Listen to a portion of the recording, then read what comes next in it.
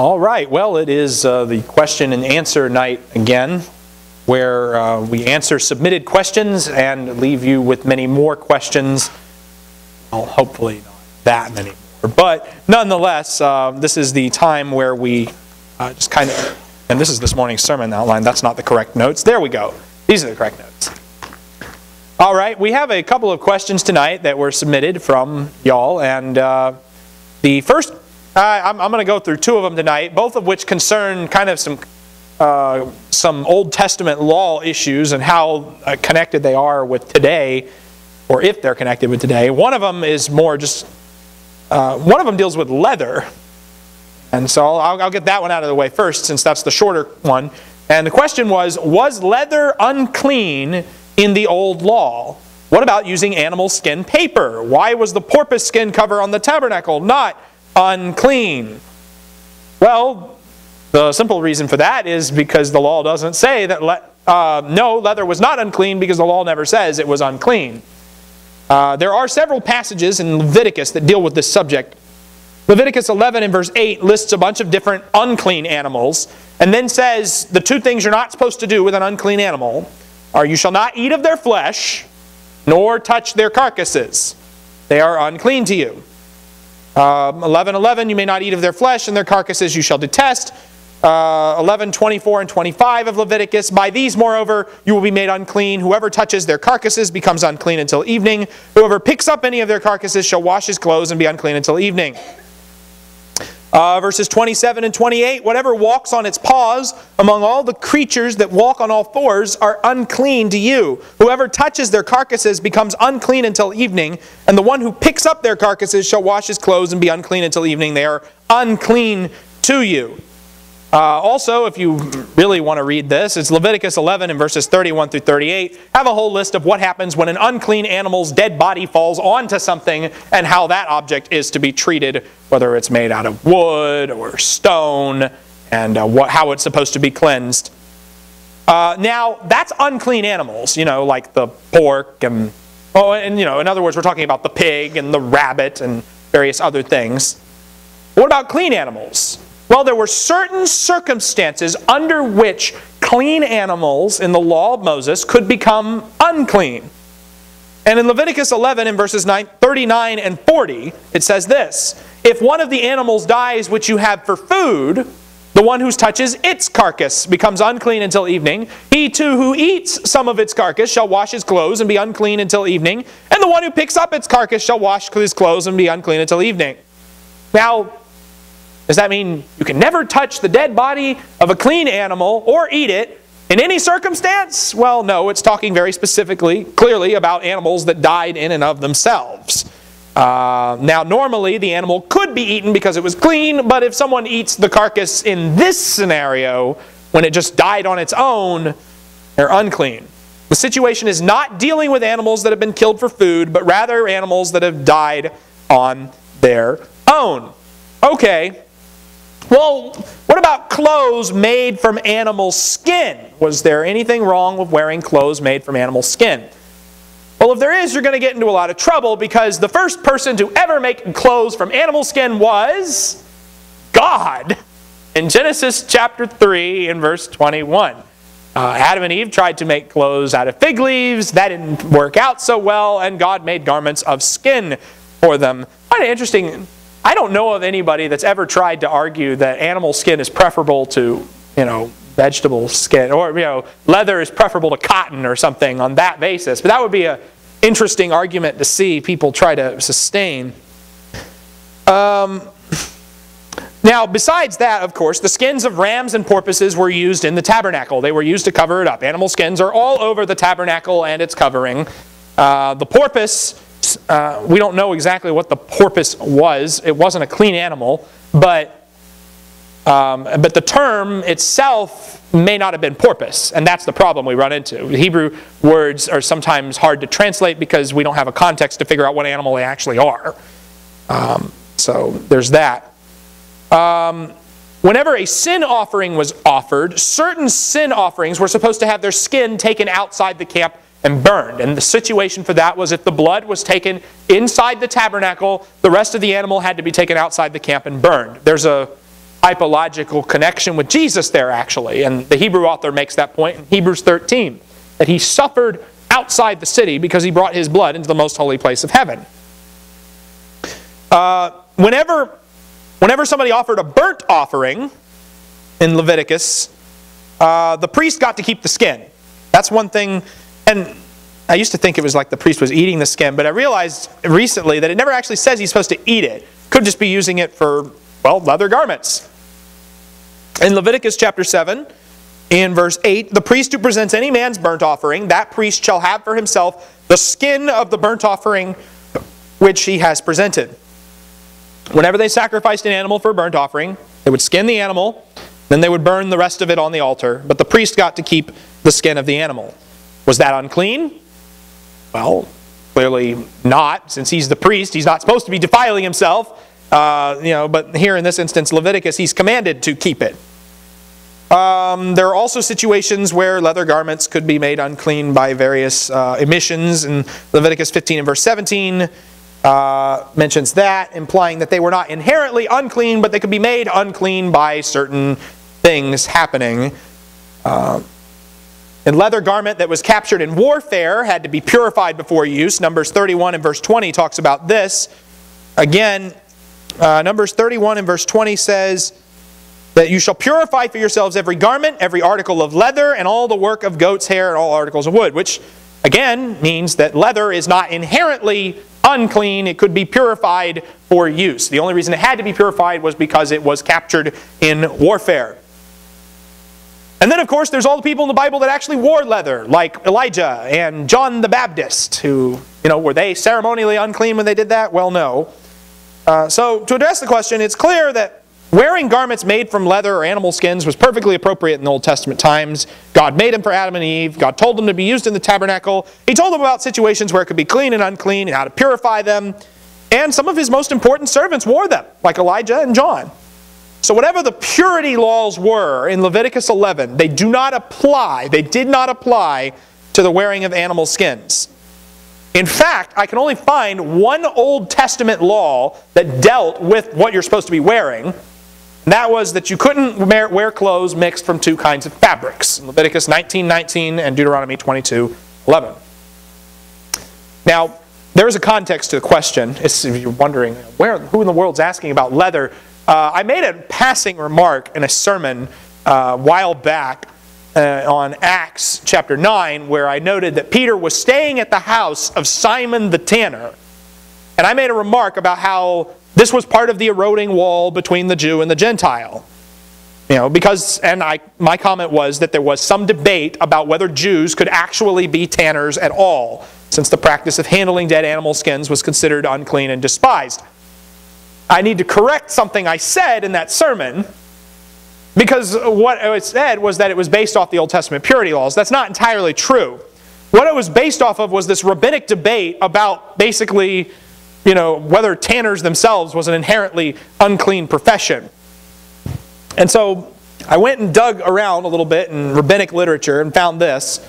In the Mishnah, the tannery could be situated, they had rules about where you could put the tannery in your town.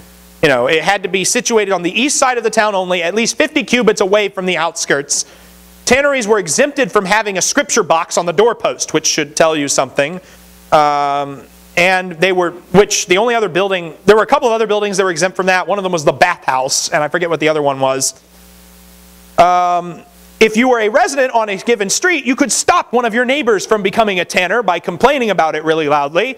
And synagogue buildings could not be sold for usage as a tannery. The Jews had this kind of weird phobia about that. In the Talmud, only one of the Talmudic sages is ever known to have been a tanner. Like fullers and coppersmiths, they are exempted from appearing at the temple on pilgrimage festivals because, quote, their unpleasant odor prevents them from going up with all the men, and forming a separate group is forbidden. In a nutshell, yeah, they're not allowed in the temple because they smell bad.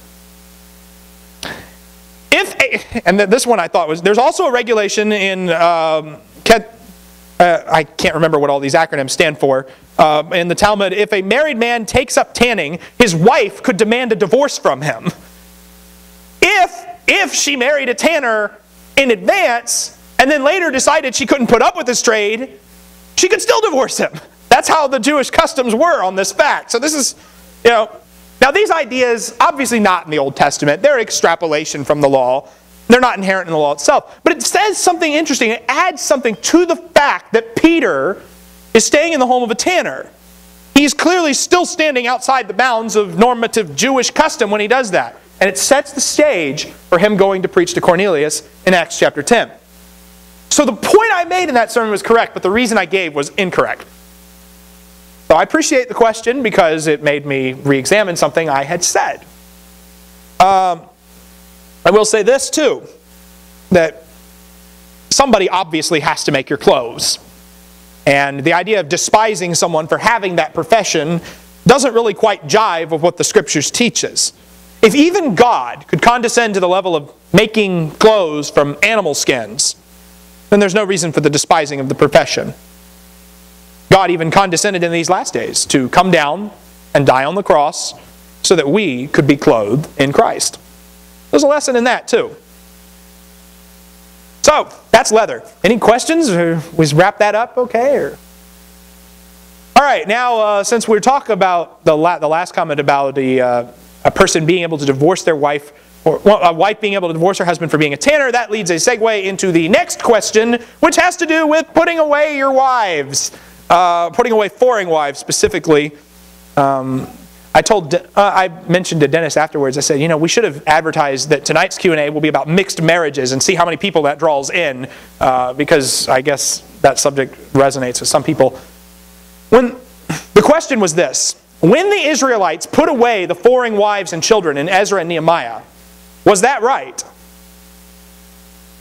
Well, what saith the Scripture, right? In Exodus chapter 34, in verses 11 through 17, Moses writes this as a commandment from the Lord. The Lord said to Moses, "Be sure to observe what I am commanding you this day.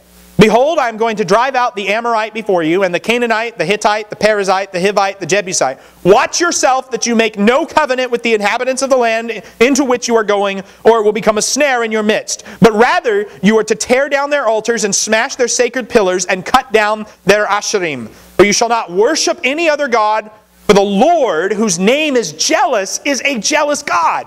Otherwise, you might make a covenant with the inhabitants of the land, and they would play the harlot with their gods and sacrifice to their gods, and someone might invite you to eat of his sacrifice.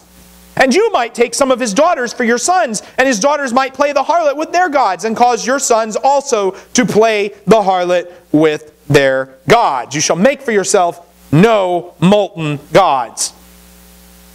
The other passage in the law that deals with this is in Deuteronomy chapter 7 in verses 1 through 6.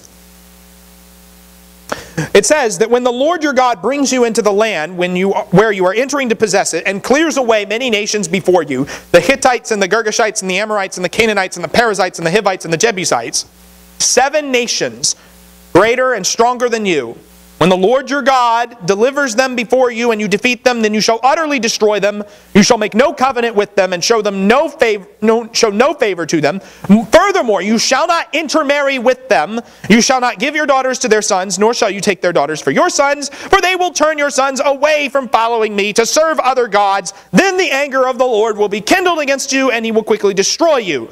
But thus you shall do to them, you shall tear down their altars and smash their sacred pillars and hew down their asherim and burn their graven images with fire. For you are a holy people to the Lord your God. The Lord your God has chosen you to be a people for his own possession out of all the peoples who are on the face of the earth. Now, both of those passages, and I hope we can see this from the immediate context, both of those passages are concerned with the mixing of religions that is inherent in the intermarriage that takes place. And I emphasize that up front because there are some people who have tried to use these texts to say that interracial marriage is wrong. And that's a common thing that has been argued. That idea is not in these texts. It's not the point of the text. Some of the condemned mixed marriages were between Israelites and Ammonites, which were, they're like this in terms of lineage, relationship. Or Moabites or Edomites, people with ridiculously close ancestry who, for all practical purposes, would have appeared to be the same race. The reason for the prohibition has nothing to do with race. It has everything to do with religion. The reason for the prohibition is given in 7 verse 6. You are a holy people to the Lord your God. The Lord your God has chosen you to be a people for his own possession out of all the peoples who are on the face of the earth. There's a holiness factor that comes into this. They're chosen for God's own possession. Their holiness is of supreme importance. Now, let's step back a second. Does the Bible condemn all foreign marriages? No, it doesn't. Deuteronomy 21, for instance, talks about how foreign prisoners of war could be taken as wives, and there was no penalty for that. Ruth was a Moabitess who married Boaz. The entire story of Ruth is written and portrayed in such a way to show the marriage as favorable and positive. Now, obviously, the big thing that makes it okay is what? Was Ruth a worshiper of Moabite gods?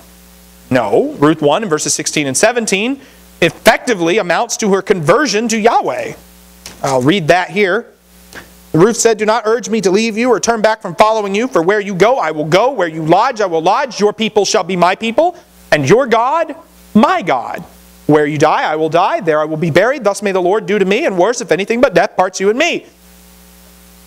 You know, it's very, very difficult to say that, the Lord just tolerated the marriage between Ruth and Boaz out of the hardness of hearts. That doesn't, if you walk away from that story with that interpretation, I don't think you're reading it correctly. Now, are there mixed marriages that God clearly did not condone? Well, yeah, they're all over the Bible. Numbers 25, Israel intermarries with the Midianites and the Moabites. And, well, let's go to that text and just see how it's worded. It says, when Israel remained at Shittim, the people began to play the harlot with the daughters of Moab. For they invited the people to the sacrifices of their gods, and the people ate and bowed down to their gods.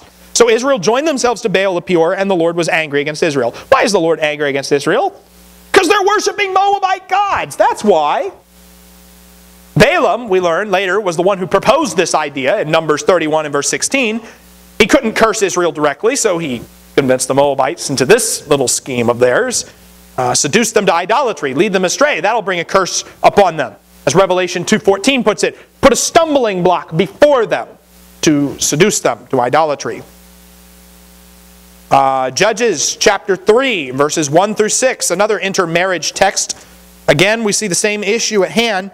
These are the nations which the Lord left to test Israel by them, that is, all those who had not experienced any of the wars of Canaan, only in order that the generations of the sons of Israel might be taught war, those who had not experienced it formerly. These nations are the 5 lords of the Philistines, and all the Canaanites, and the Sidonians, and the Hivites who lived in Mount Lebanon, from Mount Baal Hermon as far as Lebo Hamath. They were for testing Israel to find out if they would obey the commandments of the Lord, which he had commanded their fathers through Moses. The sons of Israel lived among the Canaanites, the Hittites, the Amorites, the Perizzites, the Hivites, and the Jebusites, and they took their daughters for themselves as wives, and gave their own daughters to their sons, and served their gods. The sons of Israel did what was evil in the sight of the Lord, forgot the Lord their God, and served the Baals and the Ashtaroth. Again, what causes Israel's apostasy? They intermarried with the Canaanites. They were seduced by the gods of the Canaanites. They began worshiping other gods, and they forgot the real God. And on we could go. Solomon loved many foreign women. In chapter 11 of 1 Kings, what happens? Well, if you're in our Kings class, you know that he built shrines for their idols. He worshipped their idols. He did all these things for them. Ahab. You know what Ahab's problem was when he married Jezebel? It wasn't the fact that she was from Sidon. It was the fact that she was a Baal worshiper. And furthermore, she brought her Baal worship with her. They set up a temple to Baal in Samaria, in Ahab's hometown. Jehoshaphat foolishly married his son to Athaliah. And that's a marriage that caused a lot of problem. Athaliah was half Israelite. But you know what? She too was of the house of Ahab. And the problem, it was a multi-generational shockwave throughout the house of David, resulting in the deaths of almost everybody for several generations. It was a wonder that the house of David even survived, saved by the providence of God. And all because Jehoshaphat made the foolish choice to marry his son to Athaliah. Well, that brings us to Ezra, which is the point of the question. Ezra chapter 9. Ezra chapter 9. Ezra is kind of the great reformer, restorer of the post-exilic age. And, mixed marriages are clearly a problem throughout Israel's history. But when, in the time of Ezra and Nehemiah, they decide we're going to start cracking down on this. So, in chapter 9, it says of Ezra, "When these things had been completed, the princes approached me, saying, the people of Israel and the priests and the Levites have not separated themselves from the peoples of the lands, according to their abominations, those of the Canaanites, the Hittites, the Perizzites, the Jebusites, the Ammonites, the Moabites, the Egyptians, and the Amorites. For they have taken some of their daughters as wives for themselves and for their sons, so that the holy race has intermingled with the peoples of the lands. Indeed, the hands of the princes and the rulers have been foremost in this unfaithfulness. When I heard about this matter, I tore my garment and my robe, and pulled some of my hair out from my head and my beard, sat down appalled. And everyone who trembled at the words of the God of Israel on account of the unfaithfulness of the exiles gathered to me, and I sat appalled until the evening offering." Now Ezra has come, as according to 7 and verse 10, to study the law of the Lord and to practice it and to teach His statutes in Israel. But here, it's clear that they're not keeping this particular statute. They have intermarried with the Canaanites, because the Canaanites are still there after all this time. They never went away. It seems like they're there even after the exile. Israel cannot get rid of the Canaanites. And what follows in the rest of chapter 9 is a very, very long prayer of Ezra talking about how we've sinned and how we need forgiveness. It's a prayer of sorrow and repentance. And we get to chapter 10, while Ezra was praying and making confession, weeping and prostrating himself before the house of God, a very large assembly, men, women, and children, gathered to him from Israel, for the people wept bitterly. Shechaniah, the son of Jehiel, one of the sons of Elam, said to Ezra, "We've been unfaithful to our God. We've married foreign women from the peoples of the land. Yet now there is hope for Israel in spite of this. So now let us make a covenant with our God to put away all the wives and their children according to the counsel of my Lord, and of those who tremble at the commandment of our God, and let it be done according to the law. Arise, for this matter is your responsibility. We will be with you. Be courageous and act." People come to Ezra while he's praying, and they propose putting away their foreign wives and the children that have resulted from that marriage. Now, do you think that's an extreme solution? Because I do. It's an extreme act of devotion, because by doing that, what are they saying? They are saying that God is more important than family. Now, Jesus talks about this a little bit in the New Testament too. Anybody does not love father and mother more than me, he is not worthy of me. Anyone who comes after me, Luke 14:26 says, anyone comes after me and does not hate his own father and mother and brother and sister and even his own life cannot be my disciple. We also know this. The law does not contain any instruction on what to do when somebody, quote, messes up and marries the idolater. It tells you don't scramble the egg. It doesn't tell you how to unscramble it once it is mixed up. I'm using that expression because I heard one of the first men who ever mentored me use the expression unscrambling an egg to describe the situations people get themselves into. Now, everybody in this scene in Ezra considers their actions according to the law. And Ezra even considers it that way. He goes on, Ezra rose and made the leading priests, the Levites, and all Israel take oath that they would do according to this proposal. They took the oath. Ezra rose from before the house of God and went into the chamber of Jehohanan, the son of Eliashib. Although he went in there, he did not eat bread nor drink water, for he was mourning over the unfaithfulness of the exiles. They made a proclamation throughout Judah and Jerusalem to all the exiles that they should assemble at Jerusalem, and whoever would not come there within 3 days, according to the counsel of the leaders and the elders, and all his possessions should be forfeited, and he himself excluded from the assembly of the exiles. So if you don't do what they're proposing, we're going to take all your stuff away, and we're going to kick you out of the assembly, out of their church, basically. They didn't have church in the way we think of it back then, but you get the idea. That's pretty harsh. You got to show up, or you'll be kicked out. So, verse 9, all the men of Judah and Benjamin assembled at Jerusalem within 3 days. It was the 9th month. On the 20th of the month, all the people sat in the open square before the house of God, trembling because of the matter and the heavy rain. And then Ezra the priest stood up and said to them, "You have been unfaithful and have married foreign wives, adding to the guilt of Israel. Now therefore make confession to the Lord God of your fathers and do his will, and separate yourselves from the peoples of the land and from the foreign wives." All the assembly replied with a loud voice, "That's right. As you have said, so it is our duty to do." But there are many people, it is the But there are many people. It is the rainy season. We're not able to stand in the open, nor can the task be done in 1 or 2 days, for we have transgressed greatly in this matter. Let our leaders represent the whole assembly, and let all those in our cities who have married foreign wives come at appointed times together with the elders and judges of each city, until the fierce anger of God on account of this matter is turned away from us. Which apparently indicates that God is actually angry with them. This is around the time that Malachi would have been prophesying to the people too. Maybe a little after this, but it's tricky to work that one out. Verse 15, only Jonathan the son of Asahel and Jahaziah the son of Tikvah opposed this, with Meshullam and Shabbatai the Levite supporting them. But the exiles did so. And Ezra the priest selected men who were heads of fathers' households for each of their fathers' households, all of them by name. So they convened on the first day of the 10th month to investigate the matter. They finished investigating all the men who had married foreign wives by the first day of the first month. And then what follows for the rest of the book of Ezra is a list of their names. Now, just think about that. Imagine if that was your legacy. Your name's going to appear in the Bible. And it's going to appear in a list like this. A list of people that broke the rules and needed to put away their wives. And it's going to be read for thousands of years by countless people, or not read, depending on how you view these kinds of lists. Now, there is a comment in verse 15 about people that were opposed, but it's ambiguous what they oppose.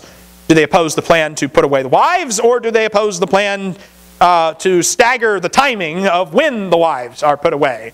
And an answer, I don't really know. It doesn't seem like anybody's really disputing the actual practice of putting it away, so I lean towards the latter option. But it's clear that the anger of the Lord is burning against them because of this incident. And it's clear that Ezra thinks this is what you're supposed to do. And if you think Ezra is inspired and has the Spirit of God and knows what he's doing, it seems really difficult to say they did something wrong by putting their wives away here. Contrary, well, no, you unscramble the egg. Well, you've got to unscramble the egg, basically. And that's hard. You've got to put devotion to God ahead of devotion to family, ahead of the investment that you've made in these people. Why? Because there's a contamination there. There's a seduction to idolatry. Now, that's not the end of the story, because Ezra and Nehemiah are actually one book. So, they were one book originally called Ezra and Nehemiah. And then we divided it up into Ezra and Nehemiah. So I guess that was a logical division. But we keep reading into Nehemiah. The book of Nehemiah is also about Ezra and Nehemiah. They're both in the book because they're both contemporaries with each other. And Nehemiah chapter 10 in verse 28, they have a big gathering, the Feast of Tabernacles. They sing a great song. They basically make a promise that says, from now on, we're going to do what God says. And they sign an agreement that says they're going to do what God says. And verse 28, the rest of the people, the priests, the Levites, the gatekeepers, the singers, the temple servants, and all those who had separated themselves from the peoples of the lands, to the law of God, their wives, their sons, and their daughters, all those who had knowledge and understanding, are joining with their kinsmen, their nobles, and are taking on themselves a curse and an oath to walk in God's law, which was given through Moses, God's servant, and to keep and to observe all the commandments of the Lord our God, and his ordinances and his statutes, and that we will not give our daughters to the peoples of the land, or take their daughters for our sons. This is a pretty crucial issue. This seems to be a litmus test for whether they're keeping the law, is whether or not they marry the outsiders who are not part of their covenant community. Well, time passes, and Nehemiah goes away for a little bit, and he comes back to serve another term as governor, and lo and behold, Nehemiah comes back, and they've gone right back into their old dirty tricks all over again. It's actually been quite a while. But in Nehemiah chapter 13, in verse 23, Nehemiah 13 talks about a lot of the stuff he saw when he came back. But one of them in verse 23 is this. In those days I also saw that the Jews had married women from Ashdod, Ammon, and Moab. As for their children, half spoke in the language of Ashdod. None of them was able to speak the language of Judah, but the language of his own people. So I contended with them, and cursed them, and struck some of them, and pulled out their hair, and made them swear by God, you shall not give your daughters to their sons, nor take of their daughters for your sons or for yourselves. I gotta stop here, by the way. I love the contrast between Ezra and Nehemiah. Ezra finds out about foreign marriages, and he starts ripping his hair out. Nehemiah finds out about foreign marriages, he starts ripping everybody else's hair out. There's something to that. Nehemiah responds by cursing people, beating them up, and pulling out their hair. And for some reason, nobody deals with marriage issues quite like Nehemiah did back then. You think maybe we'd have fewer marriage problems if more people were like Nehemiah? You're not in a good marriage? Here, let me yank your hair out. You think people might be a little more thoughtful about who they married? Who knows? Nehemiah goes on. He says in verse 26, "Did not Solomon, king of Israel, sin regarding these things? Yet among many nations there was no king like him, and he was loved by his God, and God made him king over all Israel. Nevertheless, the foreign women caused even him to sin. Do we then hear about you that you have committed all this great evil by acting unfaithfully against our God, by marrying foreign women? Even one of the sons of Joiada, the son of Eliashib the high priest, was a son-in-law of Sanballat the Horonite. So drove him away from me." And if you know the story of Nehemiah, you'll know that Sanballat's basically the Snidely Whiplash of the story. He's the villain who tries to stop them from building the wall in Jerusalem and who tries to have Nehemiah killed on a couple of occasions. But, I guess we'll marry into his family here in Israel because we can still be buddy-buddy, right? No, you can't. Verse 29, "Remember them, O my God, because they have defiled the priesthood and the covenant of the priesthood and the Levites." There's a lot there, but, remember them because they've defiled all this stuff. They're not doing what God said. It's pretty emphatic, Nehemiah is about this. And finally, another person contemporary with all of this is Malachi. And Malachi chapter 2 addresses this same issue. Malachi, last book of the Old Testament. Malachi preached against two prominent marital problems in Israel. The first one is in Malachi 2 in verses 10 through 12. "Do we not all have one Father? Has not one God created us? Why do we deal treacherously each against his brother so as to profane the covenant of our fathers? Judah has dealt treacherously, and an abomination has been committed in Israel and in Jerusalem. For Judah has profaned the sanctuary of the Lord, which he loves, and has married the daughter of a foreign god. As for the man who does this, may the Lord cut off from the tents of Jacob everyone who awakes and answers, or who presents an offering to the Lord of hosts." You think God cares about this issue? Yeah, he does. Now, there's a second issue that Malachi gets into too in the immediately following verses. In verse 13 through 16. It says, "This is another thing you do. You cover the altar of the Lord with tears, with weeping, with groaning, because he no longer regards the offering or accepts it with favor from your hand.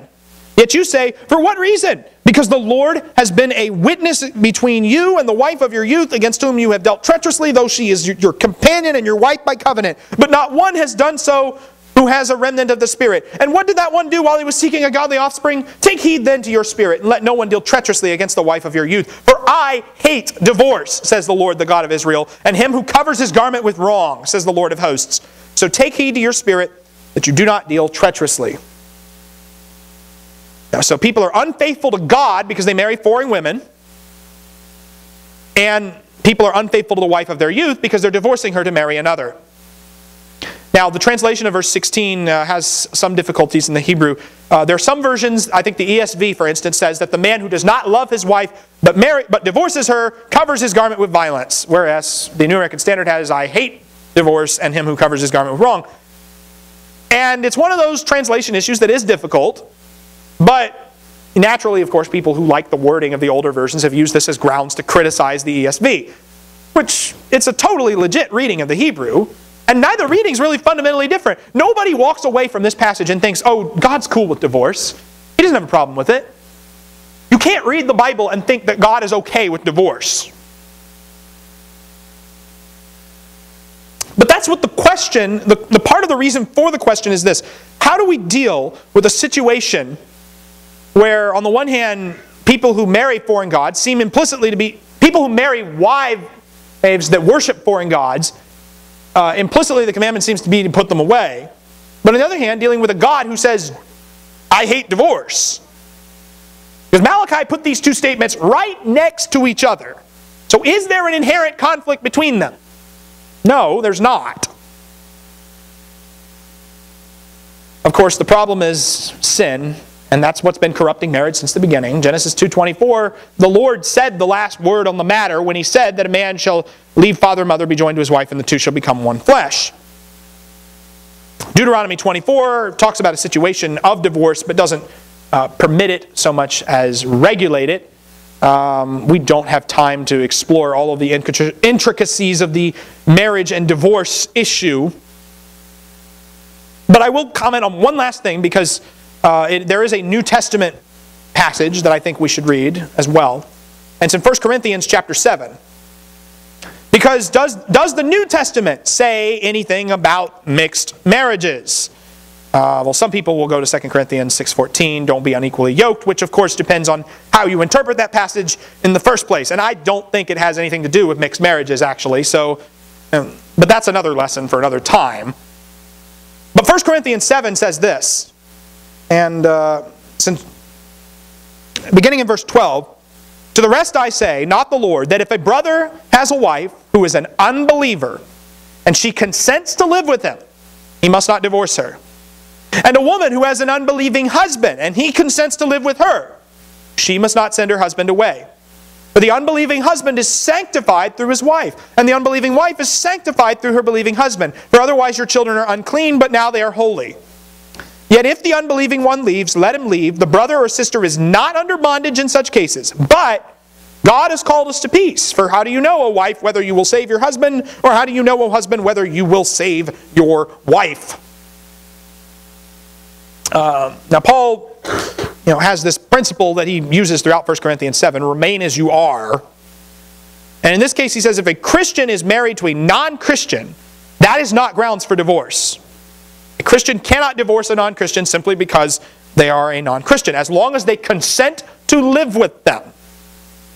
The reason why the pagan spouse does not defile the Christian, rather the Christian sanctifies them. And furthermore, it says your children are holy. Now that does not mean that a non-Christian is saved by being married to a Christian. In fact, verse 16 seems to still view that more in hypothetical terms. How do you know, O wife, whether you will save your husband? Or how do you know, O husband, whether you will save your wife? Now, if the unbeliever decides, I can't be around a believer in Jesus, and they walk away and they leave, did the believer do anything wrong? The answer is no, they did not. They are, quote, not under bondage in these cases in verse 15. They are not bound to Paul's rule to stay. Not under bondage does not mean they are free to remarry. That's something that people have sometimes gotten out of this text, but remarriage is not really under discussion here. If a marriage is broken, the divorcee should remain unmarried or else be reconciled, according to verse 11. If she does leave, she must remain unmarried or else be reconciled to her husband. The husband should not divorce his wife. And of course, verse 15 talks about how God has called us to peace. The idea is that we might be able to find some kind of reconciliation here. So what we can see from that is that the law that Paul gives, the statement that Paul makes in the New Testament, is inherently different from what you see in the Mosaic covenant purity laws. Paul recommends that Christians try to keep marriages together. Ezra's day they were saying, we're going to split these mixed religious marriages. If the unbelieving spouse opts to leave, then the Christian has not sinned. If the unbelieving spouse opts to stay, then the Christian needs to live in peace with them, with the hope of saving them. Because that's the goal, to save all men, ultimately, and all women.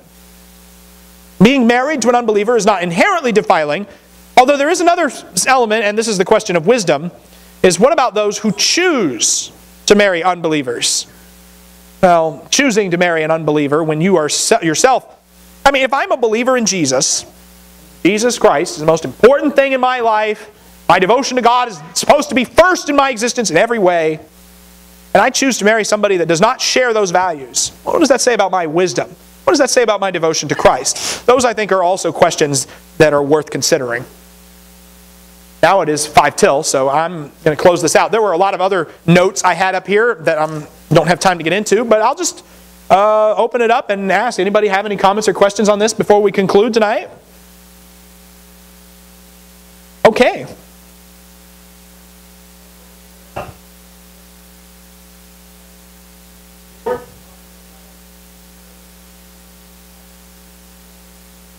Yes.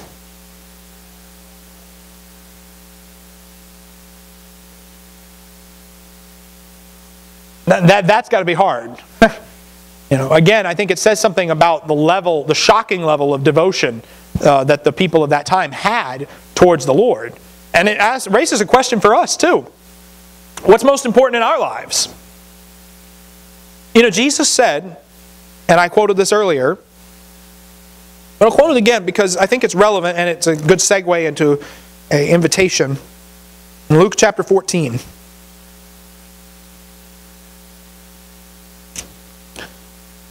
But if anyone comes to me and does not hate his own father and mother and wife and children and brothers and sisters, yes, and even his own life, he cannot be my disciple.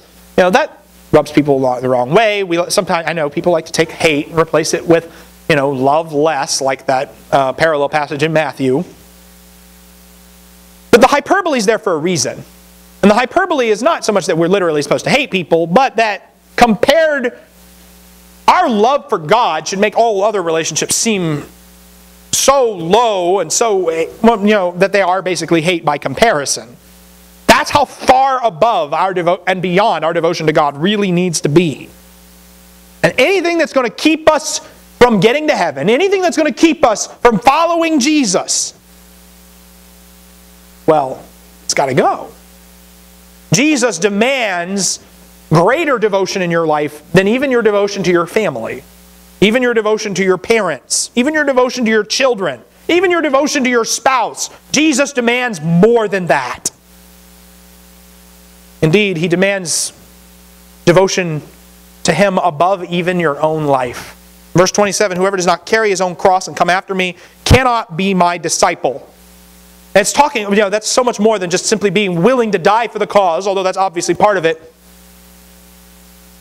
There's also a question of, how do we spend our time? How much time do we spend genuinely devoted to the Lord?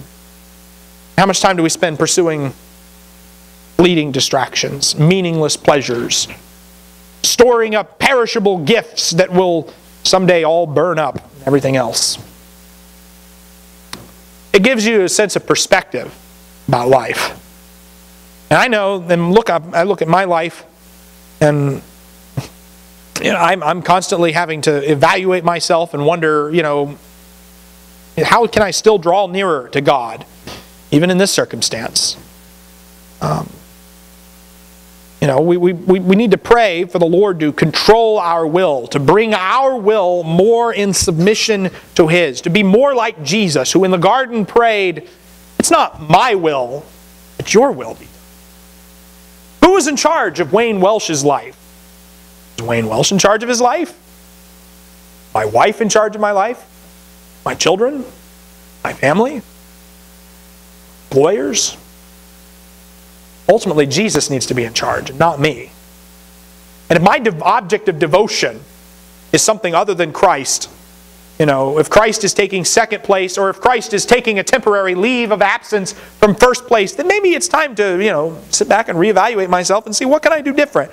Devote more time to prayer, more time to study, more time to my relationship with the Lord. Maybe you're here tonight, your relationship with the Lord seems inadequate.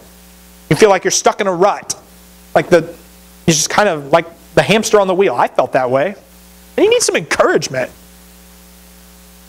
I know we all do at times.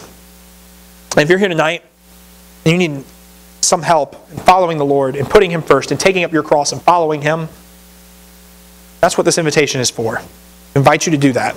Well, together we stand and we sing the song selected.